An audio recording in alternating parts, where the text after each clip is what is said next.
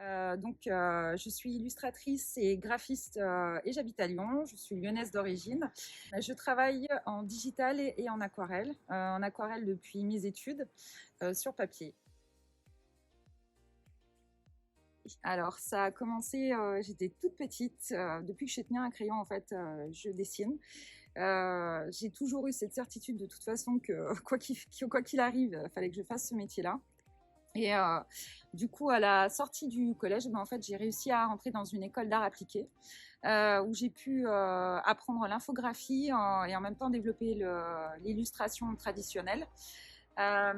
Et c'est une passion en fait qui m'a jamais quittée et je suis très contente de pouvoir maintenant avoir les deux casquettes, graphiste plutôt marketing, communication, et d'autre côté, c'est encore avoir cet aspect dessin, illustration. Le projet La Rende Douceur, en fait, l'année dernière, j'ai initié un projet pour me faire plaisir avant tout. Je suis très gourmande. Ça, c'est quelque chose qu'on peut très facilement, très facilement s'en apercevoir sur mon compte. Et l'année dernière, j'ai décidé de lancer ce projet pour aller jusqu'au bout des choses. C'est pour mettre en valeur l'artisanat français et en particulier les arts sucrés, parce qu'on est face aussi à d'autres artistes qui, eux, nous font de bonnes choses à manger, des belles choses aussi, puisque la pâtisserie, c'est un challenge permanent pour créer toujours avec de nouvelles saveurs, avec de nouveaux designs. Et ce projet, en fait, c'est rencontrer en fait tous ces acteurs de cette gastronomie, cette part-là de la gastronomie française, et d'en découvrir davantage et d'essayer de m'approprier un petit peu ces illustrations et de les mettre en valeur en les dessinant. Et ça, c'est le conte L'Art en Douceur.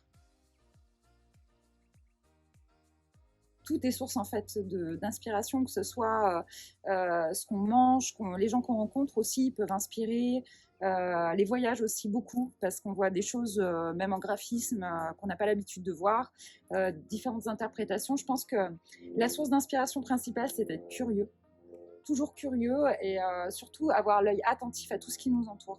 Je trouve que c'est très important. Alors, mon univers, j'ai un ami qui l'avait très bien défini en disant girly gothique. J'ai une certaine ambivalence en fait dans mes dessins.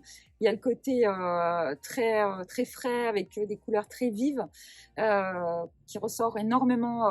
Bon, sur le compte C'est Commune, on a beaucoup de roses, on a des paillettes, voilà, c'est de la joie. Et de l'autre côté, on a le côté rock'n'roll, un peu dark, dans lequel voilà, je me glisse à certaines périodes pour créer une espèce de rupture. Et j'aime bien avoir ces deux côtés. Parce qu'on sait très bien que la vie est faite comme ça, c'est jamais tout rose, c'est jamais tout noir. Donc voilà, ça alterne et c'est souvent en fonction de mes humeurs. Si ma mémoire est bonne, c'était à Metz. J'étais au festival de la Mirabelle, si ma mémoire est bonne. Et il y avait un stand de Sioux avec une roue. On pouvait choisir son design. Et j'avais choisi de mémoire un mandala tout d'or. Et j'avais eu un vrai coup de cœur. Et il avait duré très longtemps sur ma peau, à mon plus grand plaisir. Et puis en creusant un petit peu, je me suis rendu compte que Sioux était une entreprise lyonnaise. Et moi qui suis fan de tatouage, je me suis dit, ça serait bien un jour que je fasse une collab, qu'on travaille ensemble. Mais jamais, en fait, Soon m'a contacté. Et c'était il y a 2 ans. C'est moi qui est allée vers Sioux pour en fait créer une collection de tatouages que je voulais absolument créer. J'en avais envie depuis tellement longtemps. Et il y a une connexion qui s'est faite avec Marie-Charlotte, entre autres. Quelque chose qui s'est passé. Du coup, naturellement, on a fait cette première collaboration, la parure Play With Me. Alors, j'ai pas tout amené là, mais j'ai un paquet de feuilles comme ça avec des recherches parce que d'abord c'est des gribouillis, hein, comme j'aime les appeler. C'est des recherches. Je suis partie en fait sur des choses assez naturelles comme les roses. Voilà, quelque chose qu'on n'a pas l'habitude de voir, un tatouage qui semble être assez dark alors qu'en fait, on ne sait pas, mais tout ce qui est sculpte, tête de mort, etc., en fait, c'est la symbolique de la Renaissance. Donc oui, c'est le côté rock'n'roll, mais ce n'est pas une représentation négative. Après, bon, il y a des choses un peu plus provoques, ça je l'accorde. Et ça, on a le petit côté conte de fées, avec la main qui tient la pomme empoisonnée de Blanche-Neige.